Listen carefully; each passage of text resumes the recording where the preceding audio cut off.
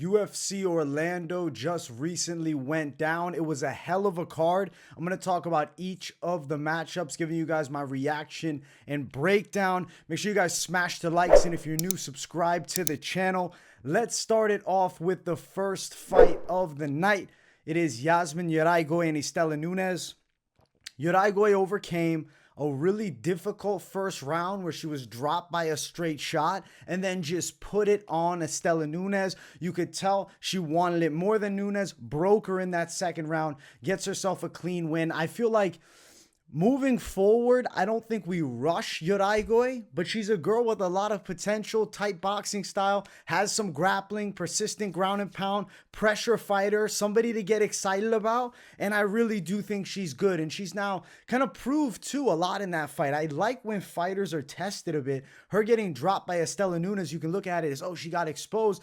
Nah, that's not how I'm looking at it. I'm thinking the other way. I'm thinking she got dropped, and yeah, it's not great to get put down, to get hit like that, but you know you can come back from some adversity, and she has heart. I like Jauregui to win. Istela Nunes, moving forward, like, it wouldn't be someone I'd back again. I've made that mistake previously, and I'm not going to do it again. Jauregui, somebody to watch. I like her skills, and I think she's a good fighter.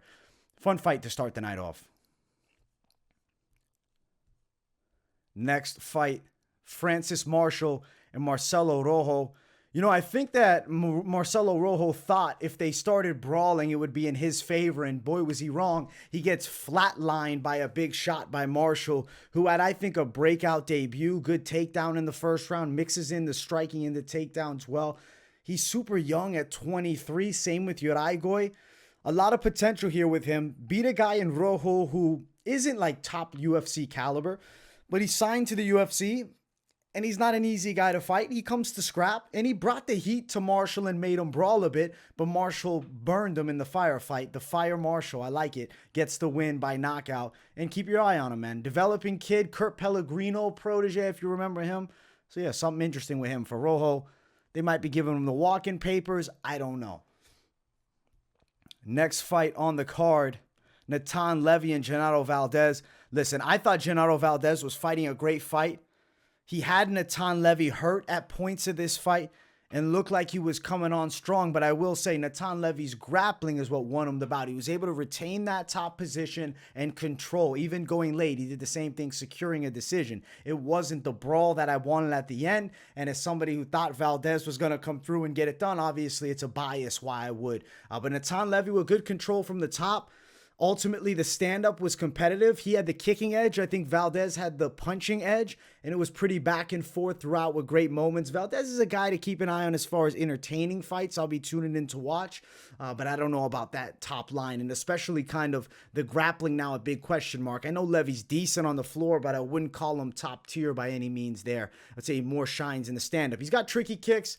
We'll see, man. Natan Levy is still somebody that I think is going to run into trouble as he climbs the rankings now, and getting another win here, I think he's going to be tested for sure in the next one. But good fight either way, and I enjoyed these two throwing down, and respect to Levy and smart game planning to hold.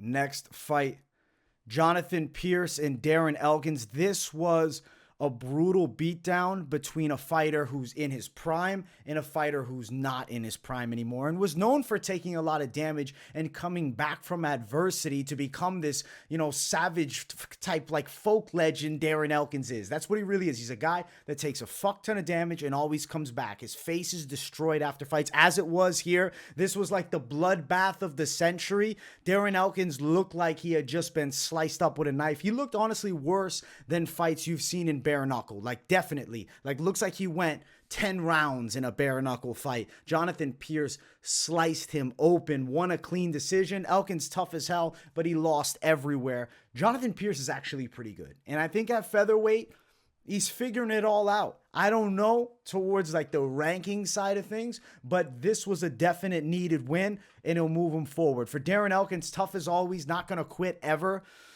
But you got to start to add up that damage. It's like he's taken a lot now. Cub Swanson knocked him out 2 fights previously to this one. Loses here in a beatdown. I know he beat Tristan Connolly in the in-betweens.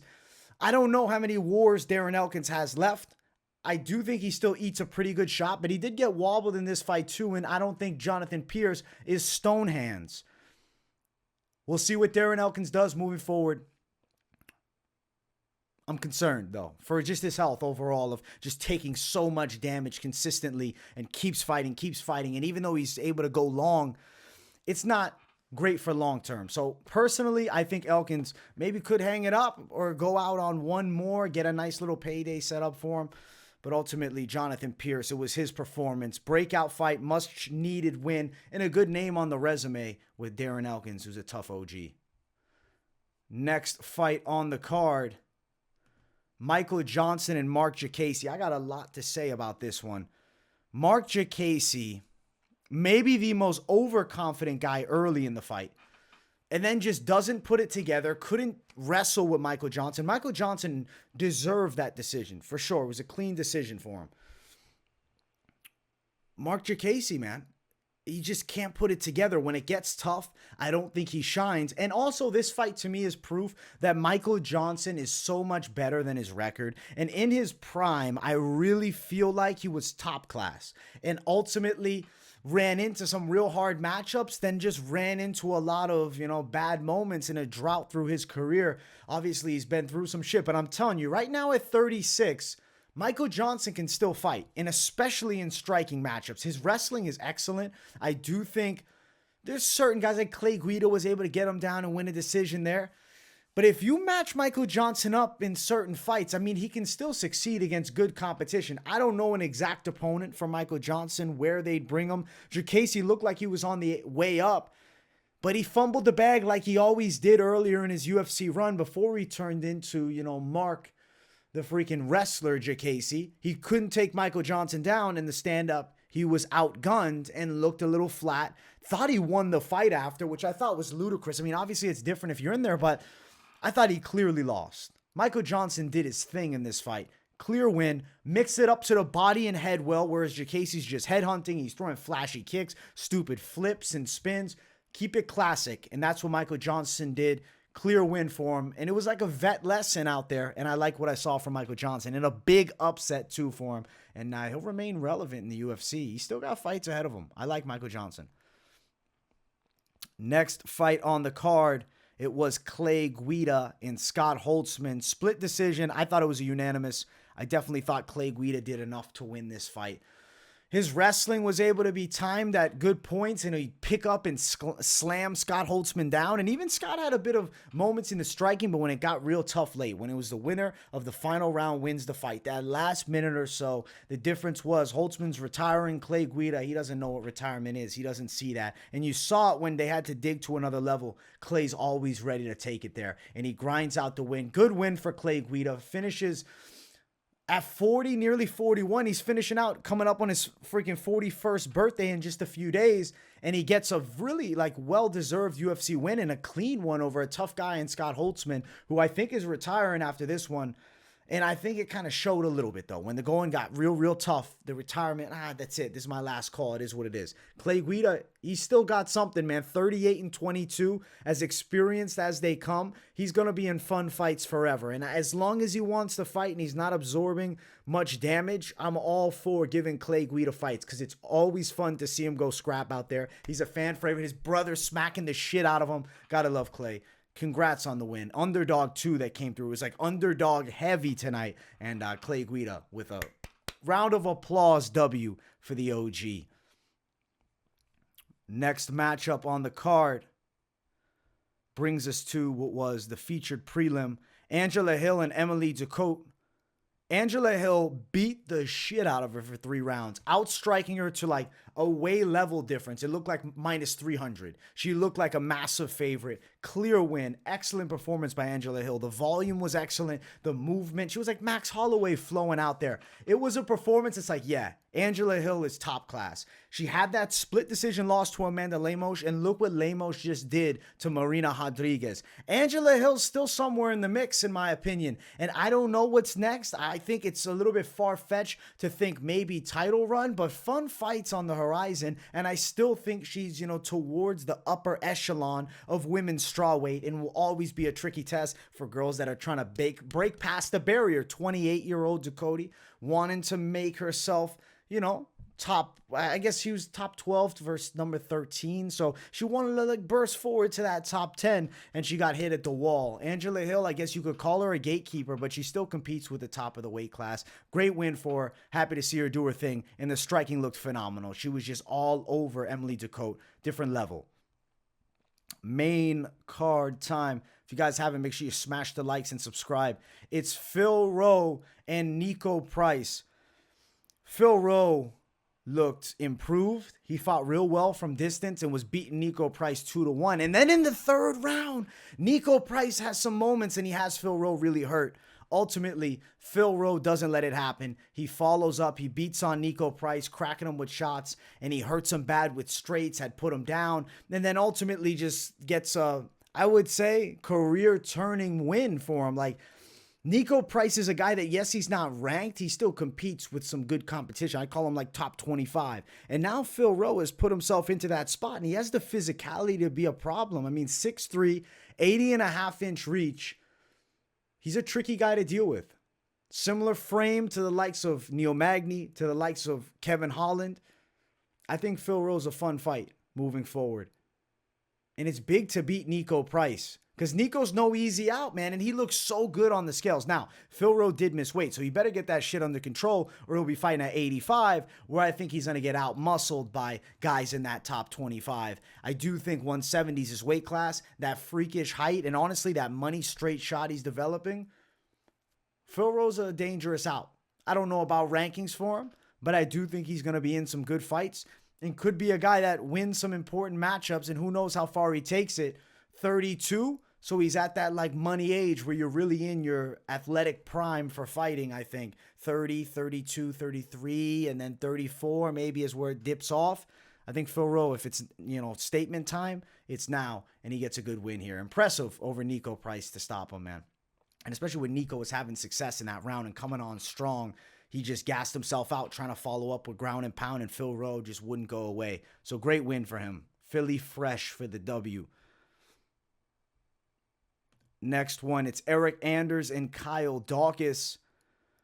Listen, Eryk Anders beat the hell out of Kyle Daukaus and made it look like a boy versus a man. The power difference was substantial. Kyle Daukaus was doing decent with straight shots, but you just had the feeling that Eryk Anders was going to flatline him because he hurt him bad in the first round. I thought it looked like it was on its way to be done there. And then in the second round, finishes him off. I mean, the punching power that Eryk Anders has, I don't know why he doesn't have more knockouts. And actually, you know what? I do know why. He gets gun shy in certain fights. If he lets it go, he has the power to knock out plenty of fighters at 185. He's a freak athlete. Knocking out Kyle Daukaus, I think, is a good win for his career. It definitely keeps him aligned with, you know, mid-level, middleweight. Because if he would have lost this fight, he would have been in a real rough spot and he'd be sent back. For Kyle Daukaus at 29, he's still young, but this is a bad loss. 2 knockout losses in a row. Sometimes when that chin gets cracked, fighters don't come back the same. And hopefully Eryk Anders starts cracking more chins, because I like this Eryk Anders a lot more than the Eryk Anders of other fights. Excellent performance. Knockout win. The knockout win, the power looked fucking crazy. Good shit. Eryk Anders was really good. I was impressed by him in this fight. Next fight on the card, Roman Dolidze and Jack Hermansson. Jack Hermansson looked like he was on his way to a decision win. And then Roman Dolidze gets a calf slicer as they're on the floor in the second round, reverses it to back control, but has Jack Hermansson bellied out and then is ground and pounding him with like the leg locked in a calf slicer. It was one of the craziest finishes I have ever seen, but also one of the most impressive that made me feel like, wow, if he can do that to Jack Hermansson, Dolidze is going to be scary for these middleweights to deal with. He just broke into the rankings with this upset. It's a huge, huge change of the tide. I remember when he fought Trevin Giles and I thought, I don't think Dolidze has it. Now, what he does to Jack Hermansson, a guy that is not getting finished. Not in many fights. There's been a couple, but it's not often. And it's usually punches that have knocked him out. Thiago Santos comes to mind. Who else comes to mind? It's Jared Cannonier. But he went 5 rounds with the likes of Marvin Vettori. Has fought good talent throughout his entire career. And ultimately, Roman Dolidze beats him where Jack Hermansson against majority has a lot of advantages. I think Dolidze is a problem when it gets to the mat. I do think, though, the stand-up was not great here, and Jack Hermansson had the edge in the kickboxing, and if not for a pretty crazy situation, it's very likely that, Jack Hermansson could have won this fight on the cards, but he chose to engage a very dangerous grappler, Dolidze, on the ground, which people are taking notes of. There's some crazy fights for Dolidze moving forward, and I do think he breaks into a very interesting top 15 of the UFC middleweight division, where grapplers are not at the upper side, but more in that back end top 10. There's some savage submission specialists. Dolidze, name now on the list. Great win for him. For Hermansson, it's tricky, right? You just lost a fight you were supposed to win. The Derek Brunson fight's now out the window. Could be unranked fighters, but I do think he'll still be ranked. But I don't know who they give him next. It's going to be interesting for Jack Hermansson. But for Dolidze, good things moving forward. Great win for him. Epic performance. Submission of the fucking... I guess it was a TKO, but he used the submission to set it up. Just like a performance of the night type performance. Sergei Pavlovich destroys Tai Tuivasa in 54 seconds. Listen, I'd been talking about it. Tai Tuivasa took a career damaging, shortening, whatever amount of damage against Cyril Gane in his last fight, and it was 3 months ago, and now you're going to bounce back and fight a dangerous striker like Sergei Pavlovich, who has incredible power. He boxes better than you. He's longer. Tai Tuivasa got smashed in this fight, and it was hard to watch for me, man, because I like Tai a lot. Ripped the shoeies for Tai. But Pavlovich crushed his face. Ripped him with punches. Looks like the boogeyman in the weight class. Has longer reach than all these other heavyweights. And he can outbox them too. Pavlovich might be the boogeyman. Russia might have the next heavyweight challenger. I think Pavlovich is a problem moving forward. For Tai Tuivasa, he's now sent back into a weird situation where it's going to be hard to dig up from this hole, getting smashed the way he did after a performance against Gane where you still see him as a viable threat to the title. You don't after this one. He's kind of in no man's land now. He's going to have to rebuild with probably like at least 3 fights to even be considered, towards the real top. At least 2 impressive ones, because this is 2 bad ones back to back, but at least the last one, he dropped Gane. He made him fight him. It was challenging. This was 54-second blitz. Pavlovich just destroyed him, and it wasn't like a lucky blitz. It was just being outboxed and smashed with a guy willing to engage in what you're good at and beating you at it. Pavlovich looks like the scariest heavyweight around. I think him versus Ngannou would be fucking nuts. He's a problem, and I can't wait to see what's next for him. Vicious knockout artist. Real heavyweight talent. Incredible talent. And only 30. So young for heavyweight. Matthias Nicolau and Matt Schnell. It was a typical Nicolau fight until he was landing these counters. He's moving on the outside. His opponent's trying to press him. Drop Schnell, hurts him. Then there's more fighting. We're in the second round. He hits Schnell with a shot over the top that looks near the back of the head. It wasn't. I think it was right on the temple. Drops him. Down goes Schnell. I will say some of the follow-up shots were a little bit behind the head region, which is... for, some concern. It's health-wise, but also there's been fighters DQ'd by that. I remember Eric Silva back in the day winning his fight by knockout, but really no, he gets disqualified for shots to the back of the head that weren't even really on the back of the head. They weren't even hitting the full mohawk area. Some of these were really landing on the back of the head. Matt Schnell then just flattened out. He was like, please stop it. And Keith Peterson is just allowing him to get his brain smashed in with Nicolau viciously assaulting him. Some back of the head shots. So... tricky situation. Nicolau still is the better fighter, wins the fight clean as far as getting him with the knockdown and probably a finish, but those fucking back of the head strikes were concerning. Now, either way, Nicolau is somebody to watch at 125 pounds. He's got great grappling skills. He's got real knockout power in his hands. He moves really well laterally, and he's a counter striker. This kid's good, and he's 29. The prime is now. Pretty good build for the weight too, 5'6", 66-inch reach. He was a huge favorite in this fight against Matt Schnell, but this is a signature win for him here, especially the way he got it done. Yeah, I like Nicolau moving forward. For Schnell, he's always fun to watch. They're probably going to use him again against somebody on the come-up. But either way, Matt Schnell is bringing the heat. He gets dropped, he gets back up to scrap. Tonight, ultimately, he got hit with that punch that he couldn't get back up from. And Nicolau looked damn good. Great performance for him. It was an excellent fight. And he's a flyweight contender. Co-main event, Rafael dos Anjos, Brian Bam Bam Barberena. We got 2 Bam Bams on this card. Dos Anjos takes him down, beats the shit out of him, really. Like a bit of ground and pound, but more positional control. The striking, Barberena couldn't really even get going because Dos Anjos would be on him. Dos Anjos looked like a monster from top, though. And then he ends up getting like a face crank, rear naked choke in that second round. I mean, we don't know. With the beard, maybe it was fully under, but that beard makes it look like it's his jaw. It was a great win for Dos Anjos to bounce back at 170. I know he's previously fighting at 55. Had some success, but then ran into a top guy in Fiziev and got stopped. He's nasty at 170 pounds. Welterweight Dos Anjos is the better Dos Anjos. He's just going to be outmatched by like the best of the best. But I still think he's a very good fighter at the weight class. The top control is crazy. His strength is wild. He made easy work of Brian Barberena. And he calls out Conor McGregor after. I love the call out. I love the call out so much I almost knocked the damn mic over. But I feel like it's an unrealistic expectation to see them facing off, not because he doesn't deserve it. I actually think if it wasn't McGregor, any other fighter, that's a fight that makes a lot of sense, right, where their careers are at. But Conor's not going to take, I think, a very risky fight with Dos Anjos, which isn't going to bring in the same buys as some other matchups would. So Dos Anjos, I love the attempt. I would love to see that fight. I've always been curious how you two would have went at it, but I don't think it's likely that it happens. For Barberena, more fun fights on the horizon.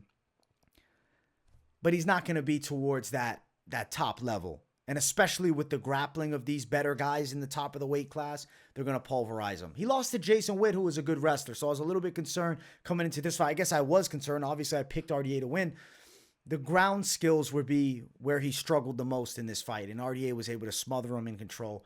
Great win for RDA, who I think still has it at 38. And I'm excited for what's next. Love the call out. Just don't think he gets that fight. Main event of the evening, Stephen Wonderboy Thompson and Kevin Holland.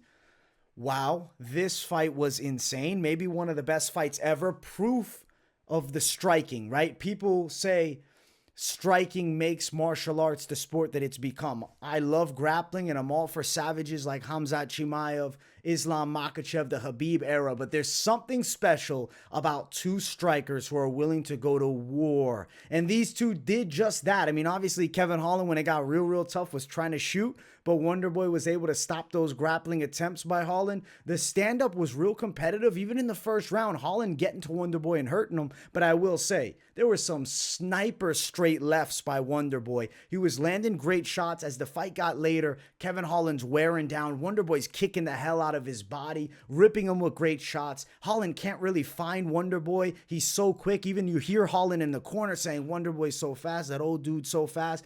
Wonderboy looked crazy good, and he's one of the greatest strikers we've seen in MMA. Kevin Holland gave it his all, but ultimately going into the fifth round, corner stops the fight. I don't think he needed to continue. He was taking a ton of damage. I thought the fight was stopped when they had that timeout due to the groin strike, which is right on the belt, because Holland had been hurt with body shots, not more than a minute before then, and then they were against the cage, and there were some more attacks to the body there. So I thought Holland was done. I thought he was saying, listen, I'm finished. Maybe he was, and somehow they got him back in it. I don't know. It was a weird situation. But what I do know is I think it was the right move not to keep fighting. Holland broke his hand in the fight.